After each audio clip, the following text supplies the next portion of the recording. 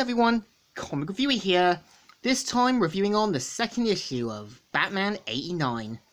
Now, as you know, Batman 89 is supposed to be the continuation from Batman and Batman Returns, and retconning the events of Batman Forever and Batman and Robin. I would say Batman Forever and Robin weren't bad, despite a few screw-ups. And here it's meant to feature Harvey Dent in his iconic look. That's what could have been. And of course, we see how back at the last issue, the soldier's saying, "We have orders to shoot. If that's how you want to play it, what's it gonna be? Don't move. I'm coming down. Very slowly. Open fire! Oh god! I can't see! Where?" So of course the kid who was with his younger sister ends up seeing what's going on. And of course Batman tries to throw another sort of blinding flashlight, but of course the soldiers can't see, ends up with the kid getting shot, and of course Bruce tries to save him, but ends up dying. We see how Alfred is preparing Bruce Wayne's breakfast and says, "Good morning, sir. I brought you, Master Wayne." "I screwed up, Alfred.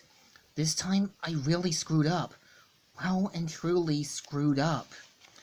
And of course, we see how Harvey Dent is seeing how this Batarang works, and he even sees how it's a locked-on system, and even talks about how it could be worth millions if the army sort of has this sort of tech. And of course, we see Harvey Dent going back to his old neighborhood, Burnside, and we see how protesters are rallying with what had happened and with recent events. We see Otis saying, "Mr. Dent's car in at full. Is his car ready?" "Yes, sir. I got the parts from downtown garage last night. Where's my change?" "I was hungry. I bought a couple of sandwiches." So of course we see how Drake has set up this sort of network system and getting spare parts and everything else, and which leaves Otis kind of impressed. And of course, we kind of see how Harvey Dent shows up to be at the meeting, and we kind of see the councilman already. And of course, we kind of see how they want to make sure that it's a peaceful rally, not violent or dangerous.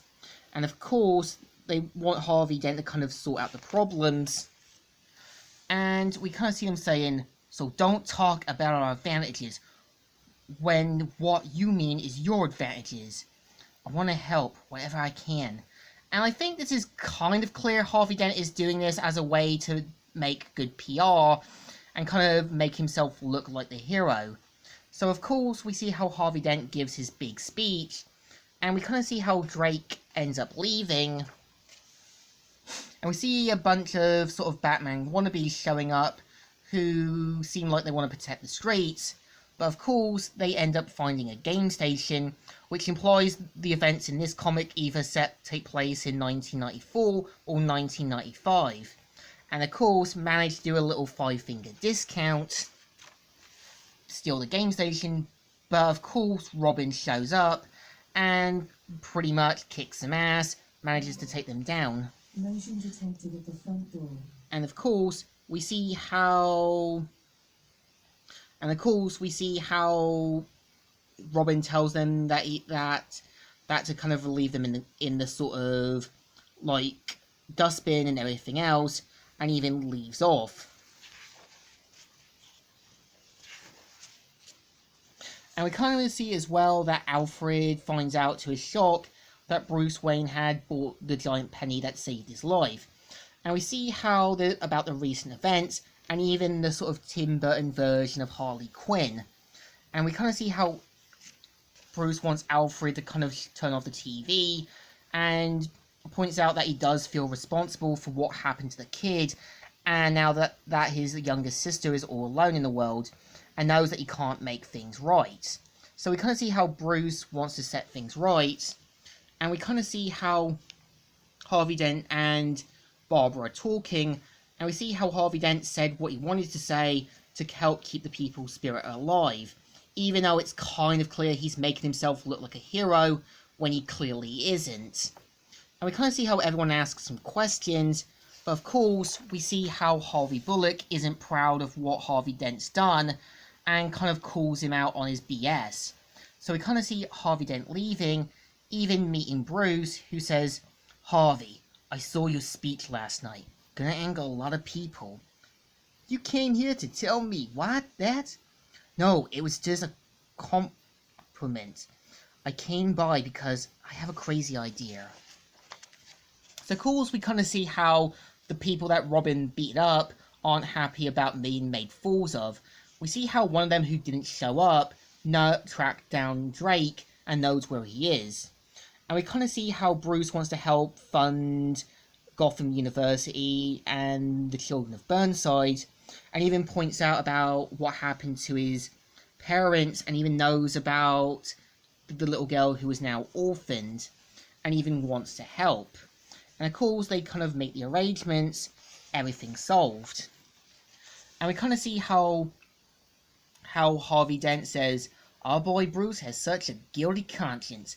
I almost feel sorry for him. Hey, Batman!"